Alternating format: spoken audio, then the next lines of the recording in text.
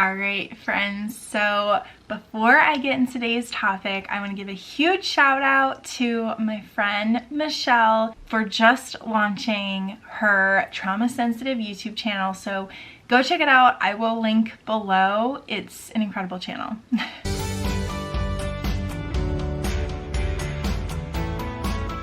I've been helping my friend Michelle over the last several months now to kind of think about her YouTube channel, give comments and feedback on some of her video ideas, just kind of help get her started, because when I got started on my YouTube channel, it was so important for me to talk to other people who had been doing it for a while, and I got so many thoughts and feedback and ideas and advice, and oh, it was so helpful. So I really try, if somebody I know wants to start a YouTube channel, to like help them kind of get started. So I love this channel and I love her videos, and the videos are so amazing for people with chronic illness, who have been through trauma, all of this stuff. They are incredible, incredible videos. So go check out her stuff and support. She has put so much work and time and effort into this over the past several months, and I feel like this channel is my baby too. So please go support, subscribe, check out her videos, leave some comments, share it with your community. So now let us get into today's video topic. So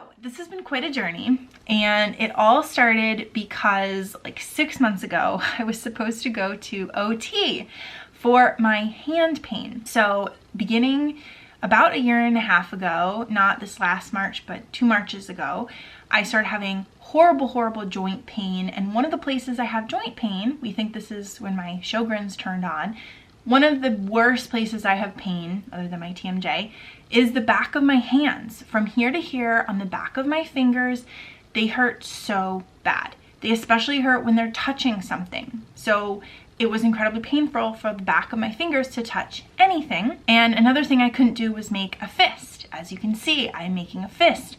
Wow, oh my gosh, I'll get into how I can do that now. But that was crazy because I have a black belt in karate. I did 7 years of karate growing up, and so making a fist is kind of fundamental.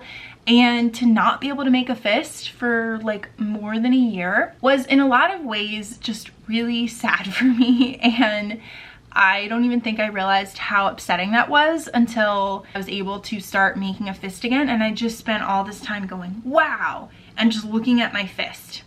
So that was how important that was to me to get that back. But anyway, at the beginning of this year, I was supposed to do OT, which is occupational therapy, because my rheumatologist wanted to get an MRI of my hand. She was like, well, the only way that your insurance will allow me to get an MRI is if you go to occupational therapy first for your hand pain. So I didn't have like super high expectations going into occupational therapy, but I'm so glad that I went. It has been months later. I did not go at the very beginning. In fact, I had to get another script because I have been in so much physical therapy the last couple of months that there was just no way that I was also going to be able to add on OT on top of it, because my insurance does not allow me to go to OT and PT on the same day. So I had to really wait until I had slowed down PT, and currently I'm only going to POTS PT once a week at Johns Hopkins. So I was able to slide this in as well. And it also took me a while to find an occupational therapist that I wanted to go see that was like convenient, that took my insurance, that I had gotten some positive feedback for.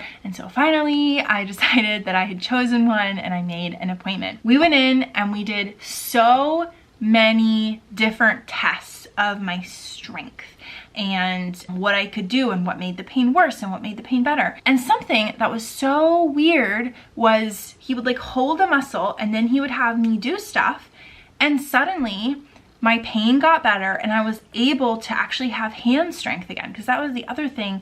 My hand strength had just like gone away. I was super weak in my hands. So he would like hold something. I don't even remember really what it was because this was several months ago. He would like hold something and then have me do it. And my hand was so much stronger. Like on the strength test, it would get so much stronger. It was wild. And so he was like, that's really interesting. I think that this is something to do with your nerves.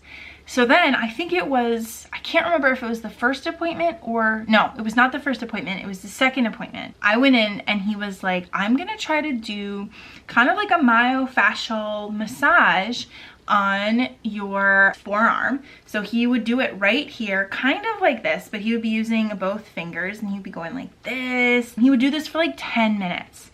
And he did it on this one hand here, and I made a fist. And I like could have cried. I was like, wow, oh my gosh. And then I just kept making this fist while he was working on the other hand. And I could not believe it. My hand strength was back. The pain had basically gone away. It was weird. I felt this cool feeling like right here in my hand after he did it. I was flabbergasted. And then he did the other one. So he just kind of went like this. He was like trying to like pull the muscle like apart. He was trying to just like work that whole area out. He said my muscle felt like tight. And that's not good. He was like, it's rock solid. And so he was just kind of working that whole area. And then I could make a fist with this one. And the backs of my hands did not hurt as much. And I had more hand strength. I could not believe it. It was blowing my mind.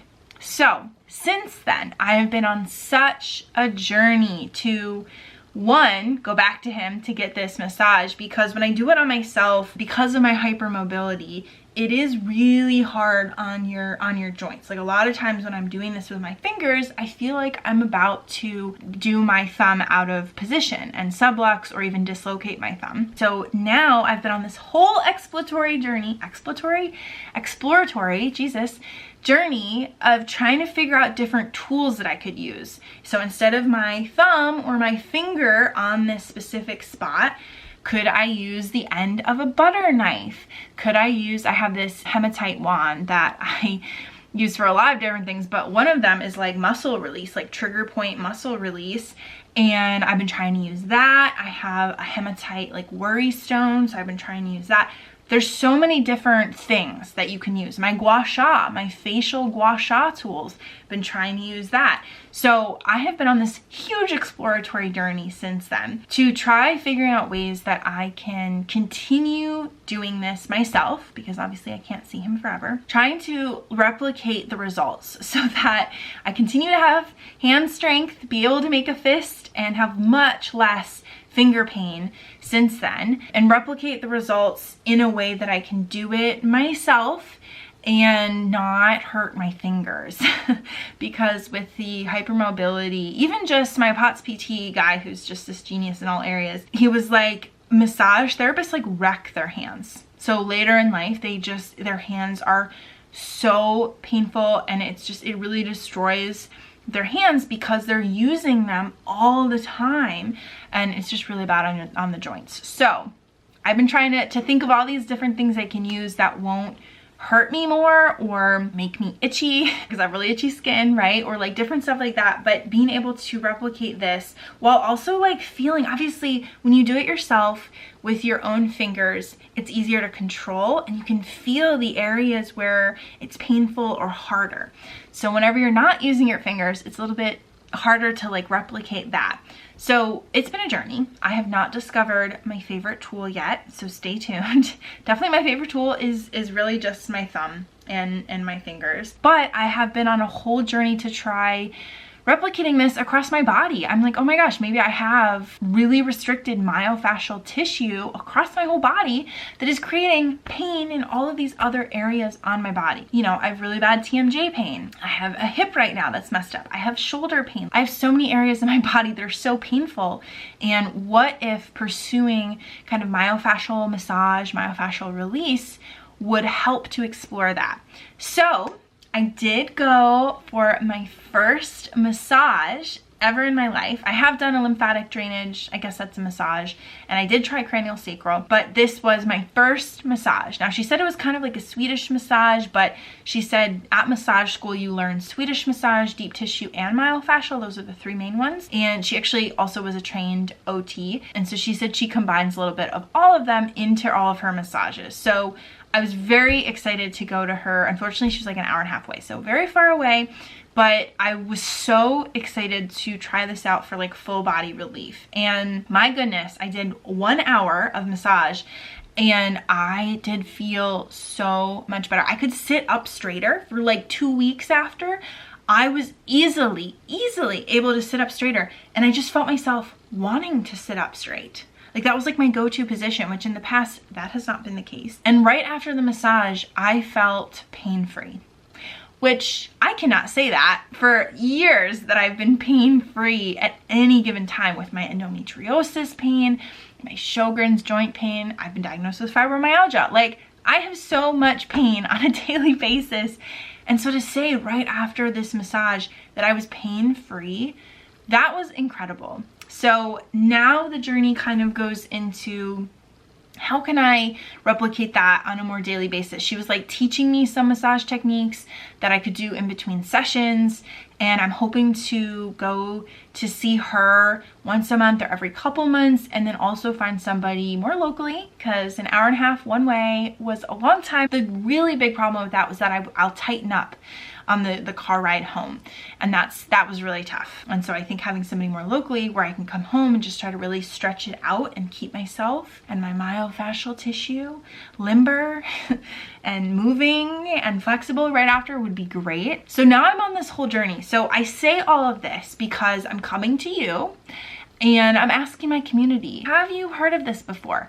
Have you had any positive effects with myofascial tissue? Have you had something where your OT did something like this and then you had hand function back and like strength and you were able to make a fist?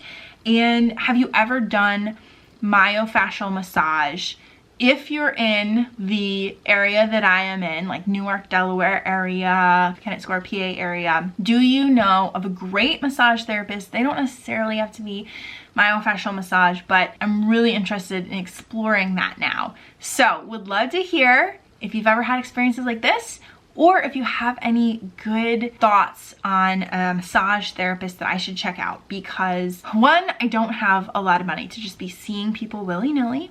And two, I really need somebody who knows medical massage kind of, or like the background of like, I have a lot of complex pain conditions and chronic illnesses. And so seeing somebody who's like just starting out or who doesn't really know how all of those systems connect in the body might not be the best fit for me. So that is something I'm looking into right now. I am just so excited for this benefit to my body because I go through so many things and I try so many new things, and usually the benefit to my body is very slim, or I get really bad side effects from like meds and stuff, and then there's no benefit. And so the fact that I tried something that's like not invasive at all, this like myofascial massage release, and it helped, like mind-blowing and really exciting. And I'm just so excited to share it with you, and I can't wait to hear your thoughts on it and if you've ever had similar experiences and what those experiences were like for you. So please tell me, please talk to me in the comments, leave some comments, and let's start a conversation about this. So I will see you all soon, my friends. Finally some good news, right? And I'm excited to see you in the next video. See you next week.